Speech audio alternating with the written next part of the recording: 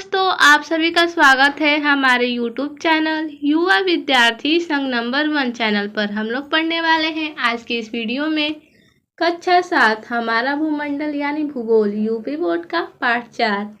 इस पाठ का नाम है धरातल के रूप बदलने वाले कारक यानी बाह्य कारक। इसका ही हम लोग प्रश्न उत्तर करने वाले हैं आज की इस वीडियो में। तो आइए देखते हैं प्रश्न पहला।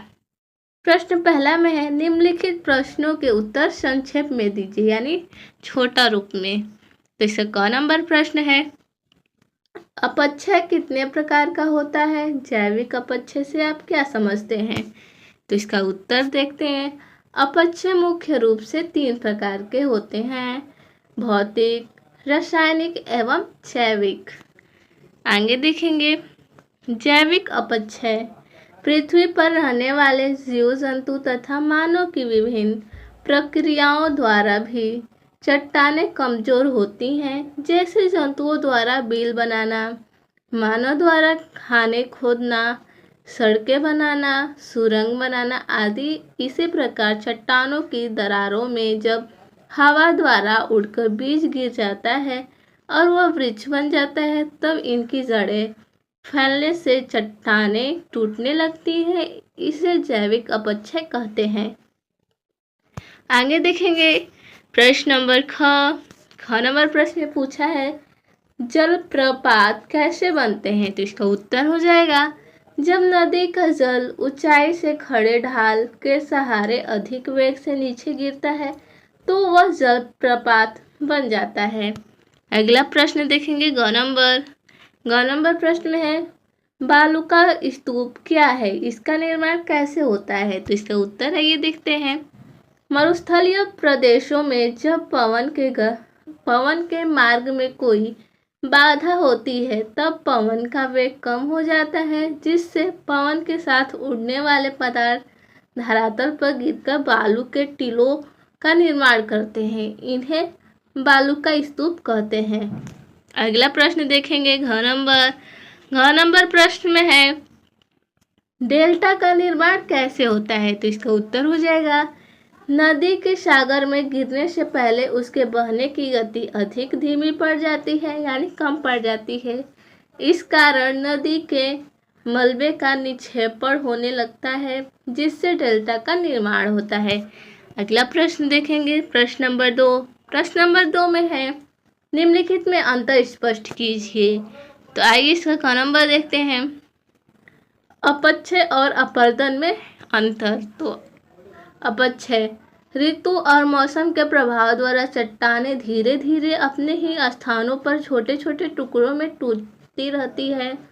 चट्टानों के टूटने फूटने की इस क्रिया को अपक्षय कहते हैं।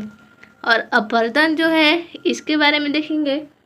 अपक्षय द्वारा टूटे हुए चट्टानों का बहता जल नदी, सागर की लहरें, गतिशील बर्फ यानी हिमानी, पवन आदि एक स्थान से दूसरे स्थानों पर इकट्ठा कर देते हैं।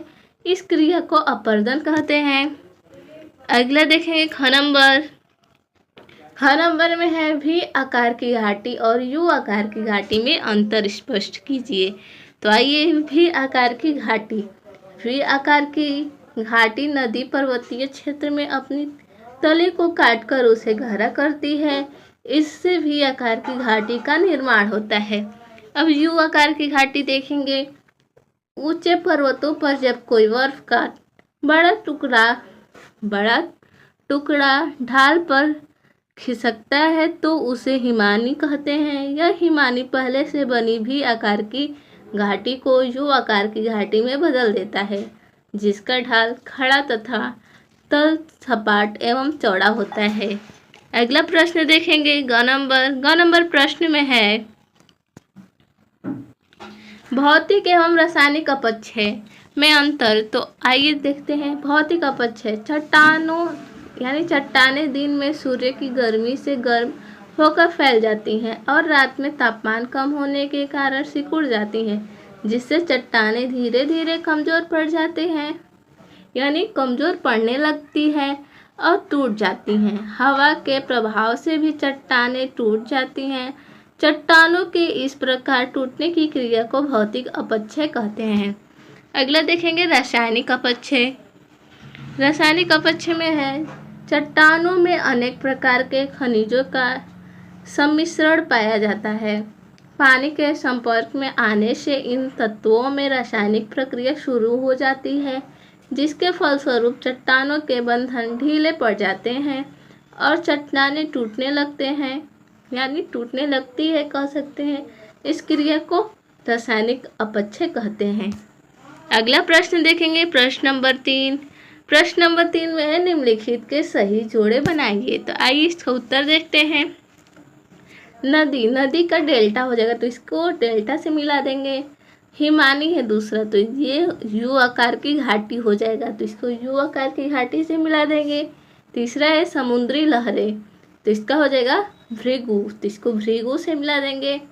और चौथा है भूमिगत जल, तो इसका हो जाएगा हेलेक्टाइट, तो इसका हेलेक्टाइट से मिला देंगे। पवन का हो जाएगा छत्रकशिला। तो हमने इनका सही जोड़ा मिला दिया है, आप लोग भी कर लीजिएगा इसे। अगला प्रश्न देखते हैं। ये प्रश्न नंबर 4 है निम्नलिखित में से सही विकल्प पर का निशान लगाइए। निम्नलिखित में से सही विकल्प पर सही का निशान लगाइए। तो आइए देखते हैं इसका क नंबर में है पवन द्वारा निर्मित स्थलाकृति है, तो इसका 4 विकल्प है। पहला है बालू का स्तूप, दूसरा है स्टेलेग्माइट, तीसरा है डेल्टा, चौथा है विसर्प। तो इसका सही विकल्प हो जाएगा पहला बालू का स्तूप। अगला देखेंगे ख नंबर में है चट्टानों के अपने स्थान पर टूटने की क्रिया कहलाती है। तो पहला विकल्प है विघटन, दूसरा है अपरदन, तीसरा है अपक्षय, चौथा है इनमें से कोई नहीं। तो इसका सही विकल्प हो जाएगा तीसरा अपक्षय। चट्टानों के अपने स्थान पर टूटने की क्रिया अपक्षय कहलाती है। अगला देखेंगे ग नंबर में है भूमिगत जल द्वारा निर्मित आकृति है। तो इसका पहला विकल्प है स्टेलेक्टाइट, दूसरा है यू आकार की घाटी, तीसरा है भू स्तंभ, चौथा है भी आकार की घाटी। तो इसका विकल्प पहला सही हो जाएगा स्टेलेक्टाइट, तो इसको हम सही कर देंगे। अगला है घ नंबर में है पृथ्वी की आंतरिक शक्ति से होता है। तो क्या होता है, तो पहला विकल्प है अपक्षय, दूसरा है अपवर्तन, तीसरा है अनाच्छादन और चौथा है भूकंप। तो इसका सही विकल्प चौथा है, तो इसका भूकंप हो जाएगा। तो आज के लिए बस इतना ही था, मिलते हैं नेक्स्ट वीडियो में, तब तक के लिए धन्यवाद।